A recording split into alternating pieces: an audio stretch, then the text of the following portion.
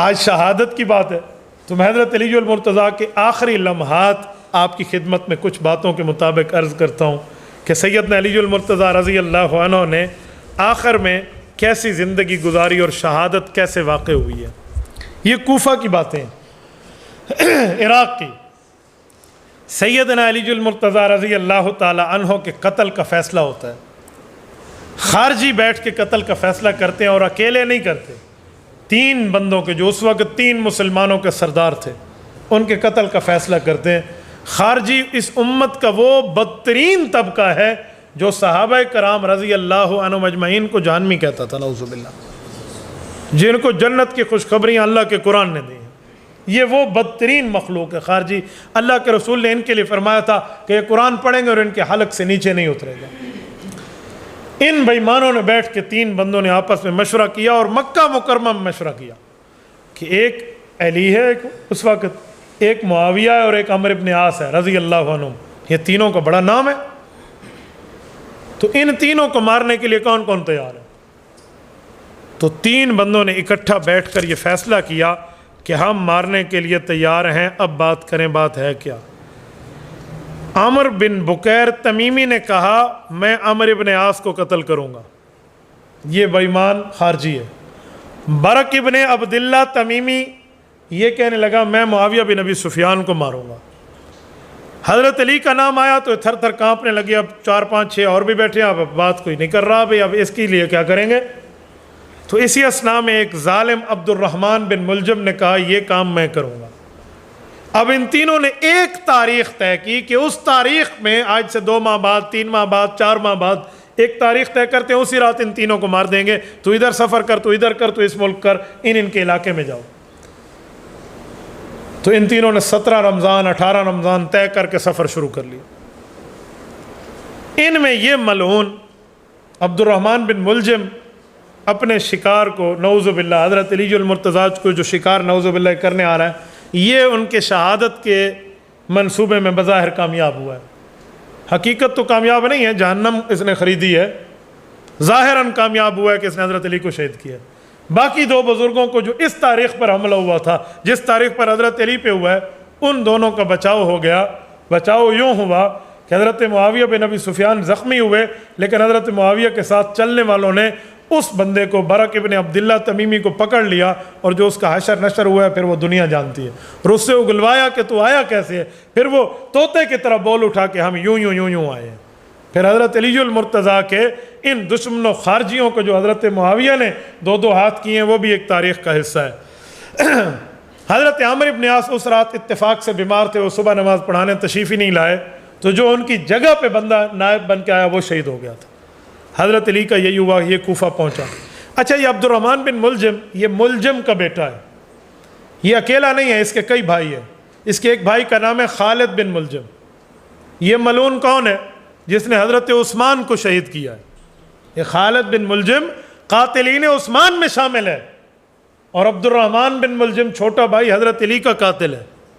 یہ پیغمبر کے دامادوں کا ایک بھائی قاتل حضرت عثمان، اور دوسرے داماد حضرت علی کا قاتل ہے۔ اس سے اندازہ لگائیں کہ دشمن ان کو ایک سمجھتا ہے، تو جو ان کو علیحدہ علیحدہ کرے، میں حیران ہو جاتا ہوں بعض بات۔ تو یہ عبد الرحمن بن ملجم آیا ہے، کوفہ میں رہنے لگا ہے، اٹھنا بیٹھنا شروع کیا ہے، اور تلواریں بنانے کا اس نے کام رکھا ہوا ہے، اور بظاہر خود کو بڑا بہادر اور دلیر، اور ادھر ادھر حضرت علی المرتضیٰ کے پاس یہ آ کر بیٹھتا تو حضرت علی اپنی فراست سے سمجھ گئے کہ اس بندے کی نظریں کچھ اور کہتی ہیں، یار اس بندے نے زندگی گزاری ہے رسول اللہ کے ساتھ جہاد میں، اتنا تجربہ تو ہوتا ہے۔ حضرت علی بھانپ گئے۔ ایک خواص کے مجلس میں حضرت علی نے یہ خدشہ ظاہر کیا کہ مجھے ایک بندے پہ شک ہے، اور نام بھی لے لیا۔ تو ان بندوں میں سے حضرت حسن بھی بیٹھے ہیں، باقی بھی بیٹھے ہیں، انہوں نے تلواریں اٹھائیں کہ ہم ان کا کام تمام کر دیتے ہیں۔ تو حضرت علی نے ایک تاریخی لفظ بولا کہ ابھی تو میرا قاتل نہیں ہے، تو وہ قتل کا مستحق کیسے ہے؟ اللہ اکبر، اللہ، کہ ابھی تو صرف شک ہے، شک کی بنیاد پہ آپ مارتے ہیں، روک دیا۔ حالانکہ کوئی اور ہوتا نا، وہ کہ شک کی بنیاد پہ مار سکو۔ سیدنا علی المرتضیٰ کی ترتیب دیکھیں۔ حضرت علی المرتضیٰ رضی اللہ عنہ، یہ وہ زمانہ ہے جب تہجد پڑھنے مسجد میں تشریف لاتے، اور داڑھی مبارک کو پکڑ کے روتے اور عرض کرتے کہ میرا مولا، میرے اعمال بہت کم ہیں، میری آخرت کا سفر بہت لمبا ہے۔ یہ حضرت علی المرتضیٰ کی کسر نفسی ہے، دنیا سے نفرت کی بات ہے، ورنہ اس بندے کے اعمال کم نہیں ہیں جس کو اللہ کے رسول نے فرمایا تھا تو جنت میں میرا پڑوسی ہے۔ یہ اس کو تو گھر الاٹ ہو چکا تھا وہاں، تو دنیا کی طرف اشارہ کر کے کہتے یا دنیا قد اغررتنی قد ابتو کے سلاس، اوے مجھے دنیا تانا دیتی ہے، مجھے دھوکہ دیتی ہے، میں دنیا کی محبت اور دنیا کو 3 طلاق دے کر خود سے جدا کر چکا ہوں۔ اور پھر حضرت علی المرتضیٰ رضی اللہ عنہ وہاں بیٹھ کے اللہ سے دعائیں کرتے۔ یہ حضرت علی کی تہجد میں آنے کی ترتیب تھی۔ سیدنا علی المرتضیٰ رضی اللہ عنہ اکیلے تشریف لاتے تھے۔ حضرت حسن کی عادت ہوتی ساتھ پیچھے پیچھے ابا جان کے چل کے آتے۔ اس رات ایک عجیب اتفاق ہے، یہ 18 رمضان کو حضرت علی کو ضربت لگی ہے، وار لگا اور 21 کو حضرت علی کی شہادت۔ یہ بندہ اس زمانے کی جو صف تھی نا، اس کے اندر چھپا ہوا ہے اپنے 2 ساتھیوں سمیت، تلوار اپنے پاس رکھی ہوئی۔ سیدنا علی المرتضیٰ رضی اللہ عنہ تشریف لائے ہیں اور یہ رمضان المبارک ہے، اور حضرت علی المرتضیٰ رضی اللہ عنہ جمعہ کا دن ہے۔ صبح کے وقت نماز سے پہلے تشریف لاتے ہیں مسجد، جامع مسجد کوفہ، وقت کا امیر المؤمنین۔ حضرت حسن قدرے دیر ہوئی تھوڑی سی، بس ابو نکلے اور میں ابھی کچھ ٹائم میں نکلتا ہوں ساتھ۔ سیدنا علی المرتضیٰ نے جا کے نیت باندھ دی۔ یہ ظالم سمجھتا تھا کہ علی اگر نماز میں نہ ہوا تو میں نہیں بچ پاؤں گا، میں سامنے آؤں گا کیسے؟ اس نے کمر پیچھے وار سوچا، اور وہ بھی حالت نماز میں، سجدے میں سیدنا علی المرتضیٰ پہ اس نے وار کیا، اور مارنے کے بعد، قتل کرنے کے بعد اس نے وہ تلوار یوں ہلاتا ہوا آ رہا ہے۔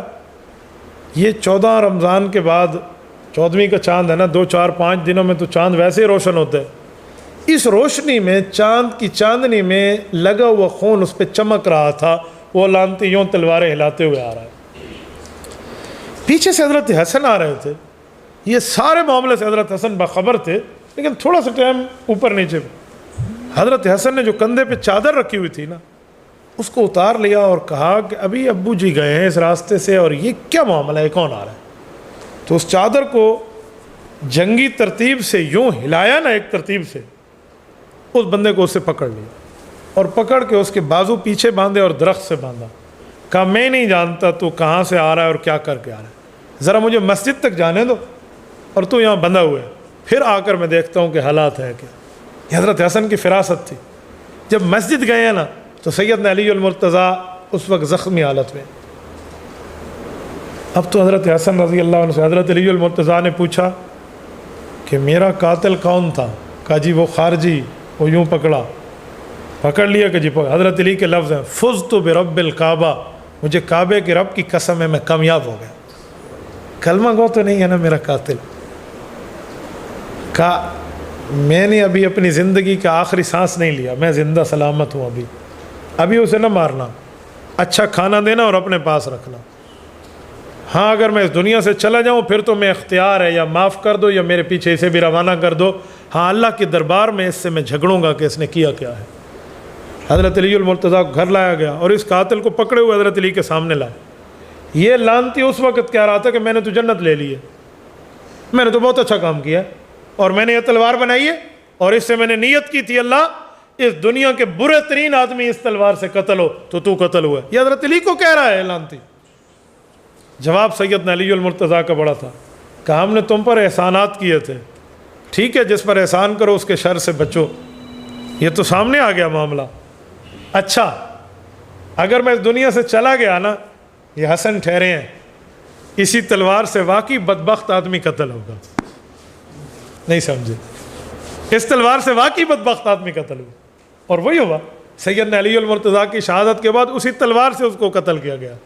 تو جو اس نے قسم کھائی تھی نا اللہ اس تلوار سے بدبخت آدمی دنیا کا قتل ہو، تو خود ہوا ہے۔